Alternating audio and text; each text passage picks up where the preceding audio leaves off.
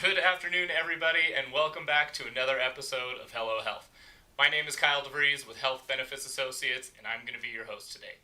Now, today we have our special guest on the show, Dr. Waddy Gonzalez from Northern Nevada Medical Group, and he's going to be on here today talking about living with heart failure. But before we dive into his presentation, I want to give you a little bit of an intro and a background on us. Right here on our YouTube channel, we are doing this Hello Health series. We bring you local doctors. They are going to be presenting on a wide variety of topics ranging from preventative to specialty measures. And today is going to be a great presentation. Now, not only are we on YouTube, but we are also here in Reno, Sparks, and in Carson City. We are here Monday through Friday. Our phone number is in the description below, so you can always contact us like that. Now, before I bring Dr. Gonzalez on the show, I just want to let you know a little bit about him. Dr. Gonzalez was born in the Dominican Republic and went to school there. After that, he moved on up to New York City to do his residencies and complete his training. After that, in about 2019, he moved out here to the West Coast to Reno. He saw a lot of opportunity out here for himself in the Reno area, and he is actually going to be splitting time between the new hospital and Northern Nevada Medical Group. The new hospital being Sierra Medical Center down on Longley and Double R. Now, once Dr. Gonzalez is done with his presentation today, we are actually going to be doing a live Q&A. So if you have any questions for Dr. Gonzalez, make sure to put them in the chat, and we'll be able to get to them and have him answer those later on in the show. Now, what I'm going to do, I'm going to bring Dr. Gonzalez on, and I'm actually going to turn it over to him. Dr. Gonzalez, are you there? Hey, Kyle, how are you? Good, good. How are you doing today? Very good, very good. Thank you for having me. Yeah, absolutely. Dr. Gonzalez, I'm going to go ahead and turn it over to you and let you take it away. Thank you. Well, welcome everyone who's joining us via YouTube Live, and thank you for Healthcare Benefit Associates for the opportunity. So today we're going to be talking a little bit about heart failure and understanding heart failure, uh, how heart failure can affect us, and how can we live after the diagnosis of heart failure. So, let's start from the beginning. What is heart failure? Well, heart failure is a chronic, progressive condition in which the heart muscle is unable to pump enough blood flow to keep the demand from the body. So it's basically the heart cannot keep up with its workload. So, and there's two different kinds of heart failure. So, heart failure, the classic heart failure is heart failure with reduced ejection fraction, where the pump function of the heart has diminished. So, the heart is weak and is unable to pump enough blood flow. The other kind of heart failure is heart failure with preserved ejection fraction, where we have pump function that is preserved, but the heart itself is very stiff and is unable to relax good enough to allow blood flow to go there and provide and supply the demands from the body. At the end, both of them will result in inadequate blood flow in different organs.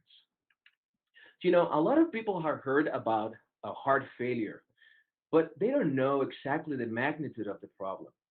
Unfortunately, heart failure is one of the biggest challenges for our health system and worldwide, to be fairly honest. Over 6 million Americans live with heart failure every day, every year, and 23 millions worldwide. There's over half a million in new cases a year, and unfortunately, 300,000 people die with heart failure every year. Is the number one cause of hospitalizations over 65, and the burden for the health system is upwards of 50 billion a year, which is incredible. Well, now that we know that it's extremely common, what are the risk factors that actually can translate into heart failure? And you will be surprised. The risk factors for heart failure are the most common risk factors for heart disease in general. We're talking about hypertension, diabetes, obesity, smoking is a big one. Coronary artery disease, what we call blockages in the arteries, and some valvular disease as well. So what we can see is that for most cases, heart failure actually could be prevented.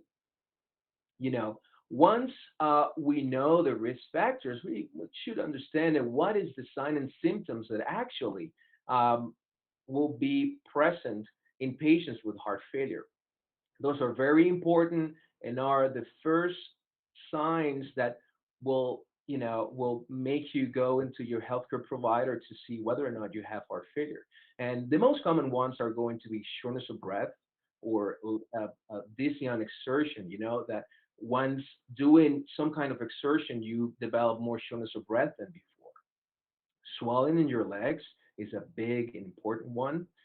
If you're getting more tired or more dizzy, sometimes there were rapid heart rates when you don't think you're doing something that will make your heart go so fast. Sometimes patients have sleep disturbances. They are unable to sleep well because when they lay flat, the fluid that they have in them goes into the lungs and they can't breathe. So after you have someone with these signs and symptoms, the most important thing is go into your healthcare provider. You don't need to go directly into a cardiologist to begin with. Your healthcare provider can examine you and see whether or not your signs and symptoms actually are related to heart failure. Once this is suspected, there's a lot of different medical tests that we do: blood work, chest X-ray, EKGs, cardiac ultrasound to see the heart function. And in some occasions, we like to rule out whether or not the patient has blockages in their arteries. And that is with the stress test or with a coronary angiogram, looking directly into the arteries. So, once the diagnosis of heart failure is being done, um, let's talk a little bit about treatment. And I like dividing treatment into different categories. So first of all, individuals at risk for heart failure, individuals that already have the diagnosis of heart failure, and some patients that have advanced symptoms of heart failure that they don't get well with the traditional treatment. So, with the patient at risk for heart failure, this is the most important category because, like I mentioned before, most of us at one point in life are going to be we're going to be at risk to develop heart failure. And a general healthy lifestyle, including a healthy diet and adequate exercise, are very important. But if you already have one of the medical conditions that we mentioned before, it is very important to keep well control of your blood pressure, your diabetes, to stop smoking. This is very important. To if you're overweight, to lose weight. And a lot of people don't pay too much attention of this kind of medical conditions because they're so common. But let me tell you, for example, someone who has high blood pressure, uncontrolled high blood pressure, let's say with a blood pressure over 160 over 100, has twice the amount of chances of someone with a controlled blood pressure of developing heart failure. So all of these medical conditions are extremely important in order to prevent complications with heart failure. On patients that already have the diagnosis of heart failure, well, obviously the first recommended lifestyle changes are always going to be there. We always need to follow those.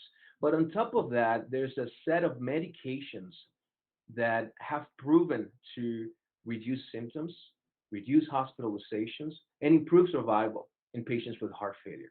And they're going to be the gold standard uh, for the treatment, the medical treatment of heart failure. And compliance with these recommendations and these medical treatments are going to be extremely important if we want the patient to recover and if we want the patient to actually reduce their symptoms.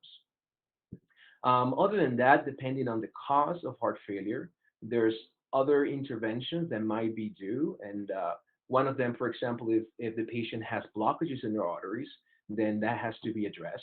The same thing with valvular heart disease.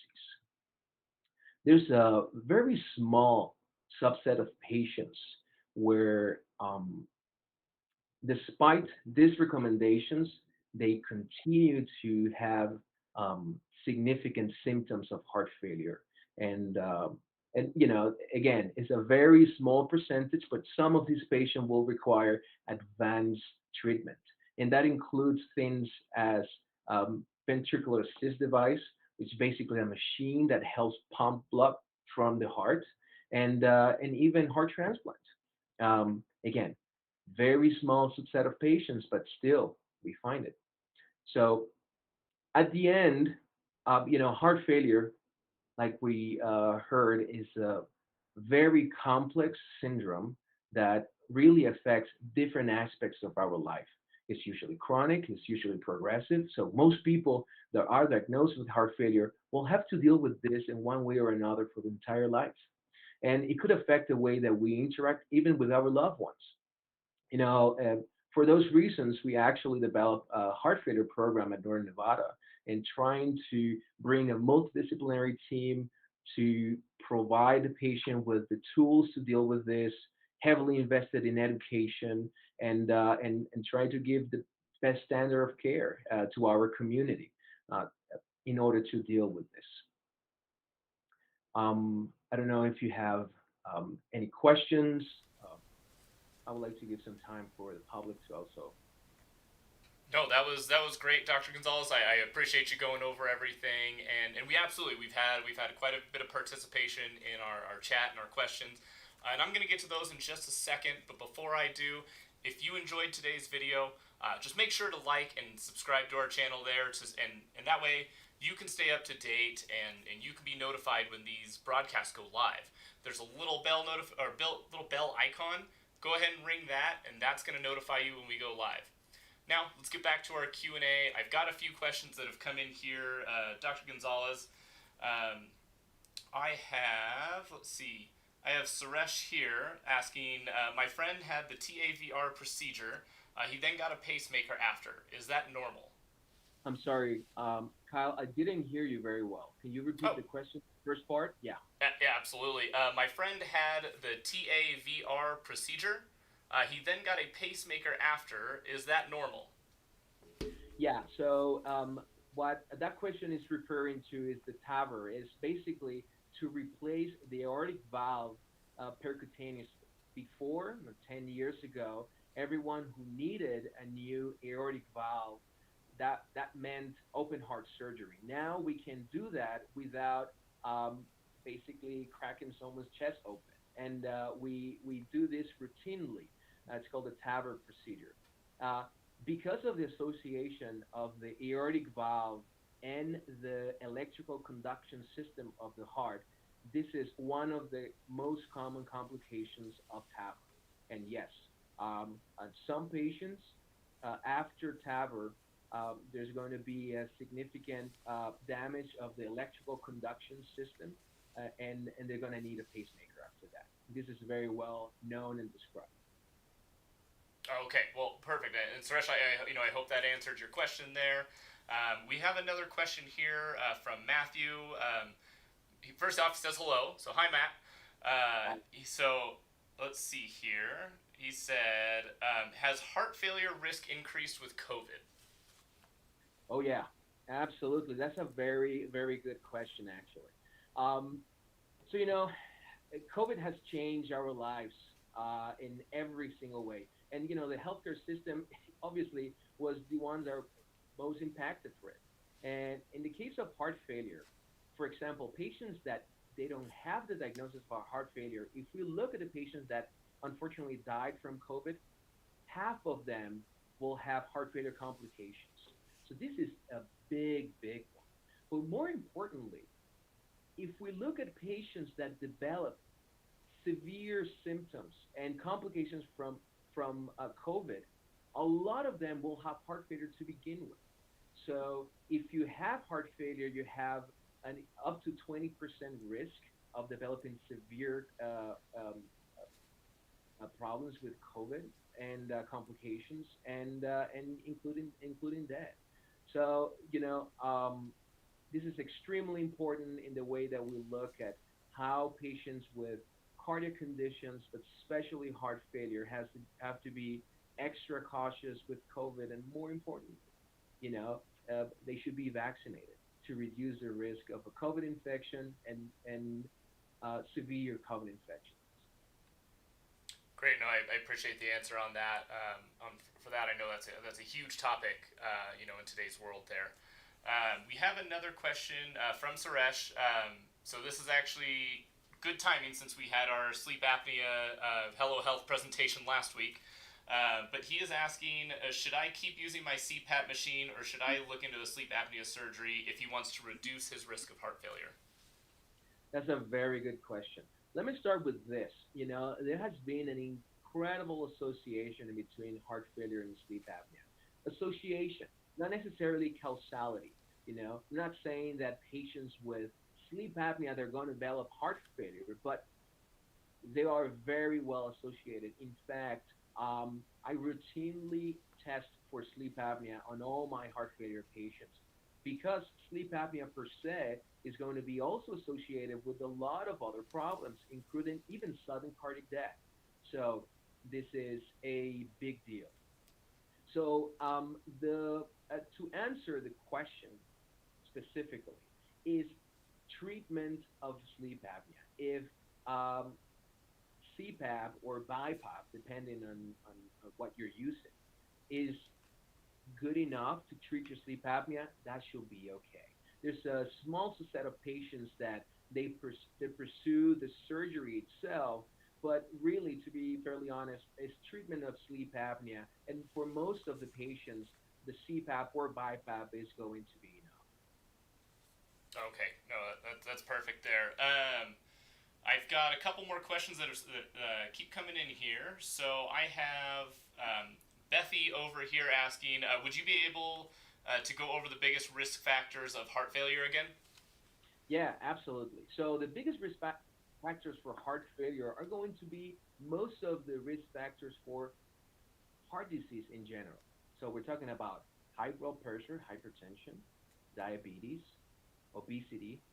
I keep saying smoking because smoking is a very, very important one. And we can change. It's difficult to quit, but it is possible.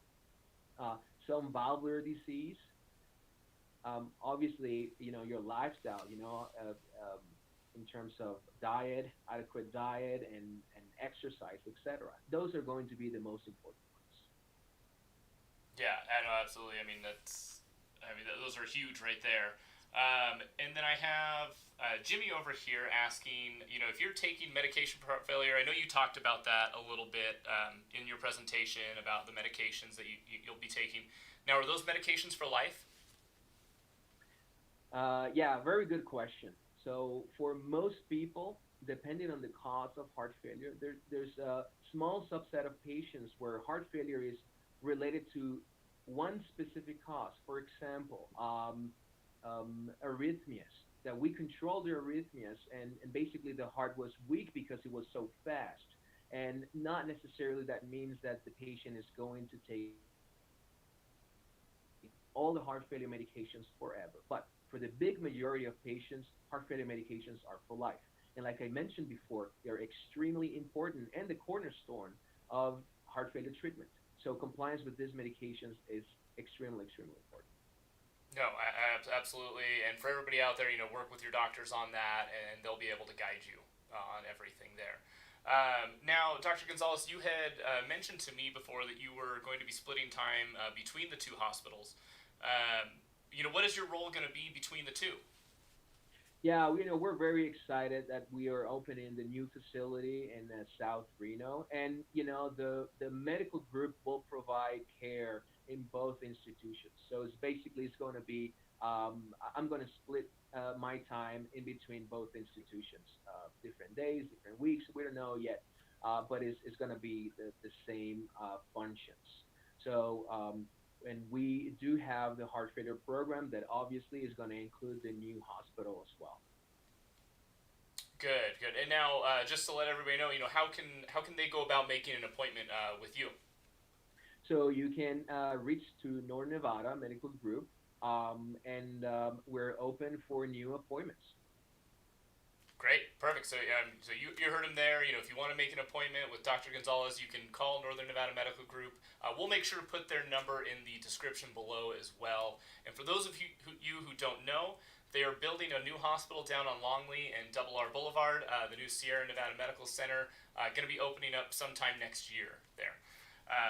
Dr. Gonzalez, I have a few more questions here before we let you go. We have Guadalupe here asking, she forgot what the signs and symptoms were. Would you be able to go over that really quick? Yeah, absolutely. The signs and symptoms for heart failure are going to be fairly non-specific, but very important. And one of the most common ones is going to be shortness of breath. Shortness of breath is a big one for heart failure, especially when it's associated with uh, uh, swelling in the legs. It means that the patient is already retaining fluid. Could mean the patient is retaining fluid due to heart failure. Weakness, dizziness, lightheadedness.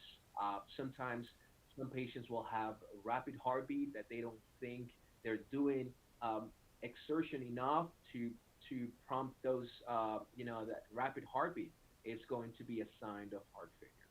Obviously, chest pain, etc., could be also related to it.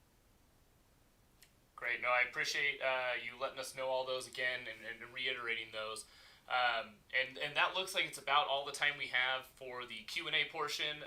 If we did not get to your question, I will make sure to go back through and answer that to anybody. I'll run through those chat questions and make sure to get you an answer there. But Dr. Gonzalez, I really appreciate you coming on, taking some time out of your busy schedule to go ahead and present this. My pleasure. Thanks again for having me. Absolutely. Well, everybody, thank you again for tuning in this week. Make sure to tune in next week, same time, 12 o'clock. We're going to be going over acid reflux with Dr. Michael Murray. He will be on here for next week. Also, don't forget, we are starting a brand new series called Mastering Medicare. It starts on September 15th. We are going to be having local experts from our office. We have Alex and Matt going over a variety of topics to get you ready for the annual enrollment period. So don't miss out on that. Other than that, I appreciate everybody tuning in. I am Kyle DeVries at Health Benefits Associates. We'll see you next week.